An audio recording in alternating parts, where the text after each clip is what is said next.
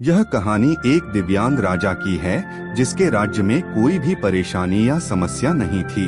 सभी लोग उस राजा से बहुत खुश थे और ऊपर वाले से धन्यवाद करते थे कि इतने अच्छे राजा को उनके जिंदगी में भेजे हैं।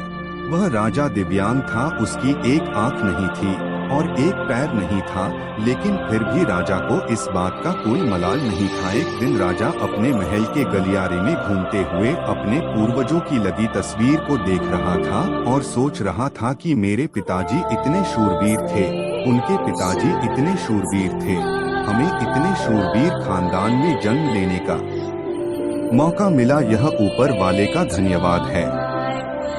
राजा ने सभी चित्र को देखते हुए आखिरी चित्र तक पहुंचा और फिर उस खाली जगह को देखा तो वह चिंता में पड़ गया, क्योंकि उसे मालूम था कि अब यहाँ जो तस्वीर लगेगी वह उसी की लगेगी। लेकिन राजा को इस बात की चिंता नहीं थी कि वह मर जाएगा। चिंता इस बात की थी कि वहाँ जो पेंटिंग लगेगी वो कैसी लगेगी।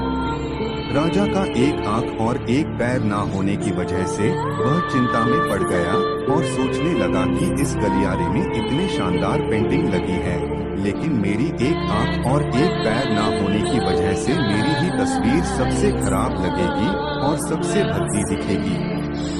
राजा ने सोचा कि मेरे मरने के बाद पता नहीं कैसी पेंटिंग बनेगी और क्यों न मैं अपने जीते जी ही एक शानदार पेंटिंग बनवाऊं, ताकि मुझे ये सुकून मिल जाए कि मेरी यहाँ अच्छी पेंटिंग लगेगी। अब उस राज्य में ऐलान करवा दिया गया और सभी पेंटर्स को बुलाया गया और कहा गया कि जो भी पेंटर राजा का शानदार पेंटिंग बनाएगा उसे शानदार इनाम मिलेगा।